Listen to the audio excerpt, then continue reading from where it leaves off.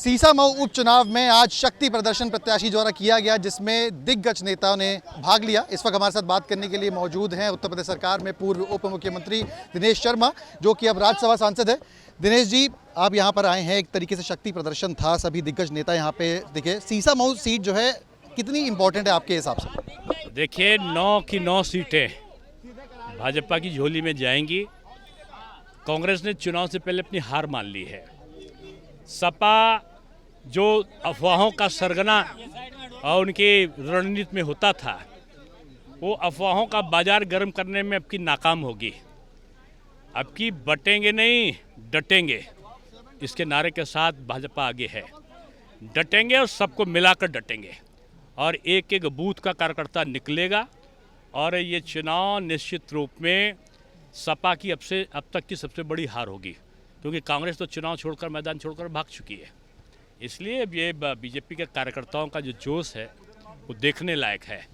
और आप अगर सीसामऊ की बात करो, चाहे कुंदरकी की बात करो, चाहे कहीं और की, जहाँ जो सीटें हम लोग पिछले बार नहीं जीते थे, इस बार भाजपा की जीत का परचम लहराएगा। समाजवादी पार्टी पीडीए की लगातार बात कर रही है और जिस तरीके से लोकसभा चुनाव हुए, उनकी पोल खुल चुकी है। अफवाहें बार बार नहीं चलती।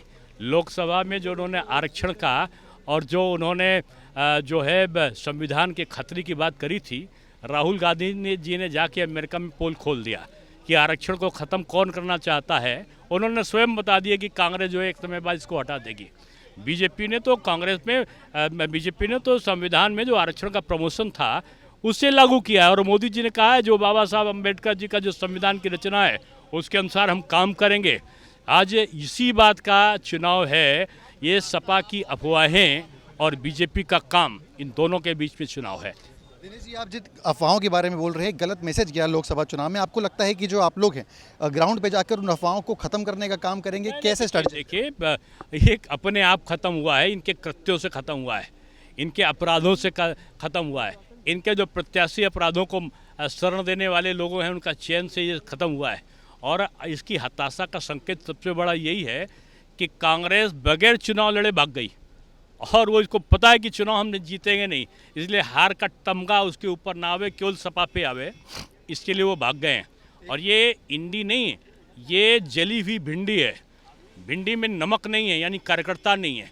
बीजेपी में कार्यकर्ता भी है और नेतृत्व भी है और जनता का साथ भी है। अगली सवाल आपसे लेंगे, करहल की सीट पर जो है परिवार का चुनाव एक तरीके से बोला जा रहा है। समाजवादी पार्टी, ये परिवारवादी व्यवस्था के खिलाफ जनता जनार्दन का एक तरीके का आंदोलन होगा और करहल अब की मैं समझता हूं पहल करेगा, जीत का बीजेपी की पहल करेगा।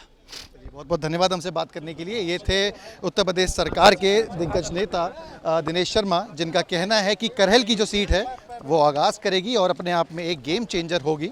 साथ ही साथ पीडीए की बात करी तो कहना है कि जो अनुसूचित वर्ग है वो पूरी तरीके से भाजपा के साथ है और जो अफवाहें थी अब वो सब खत्म हो चुकी हैं।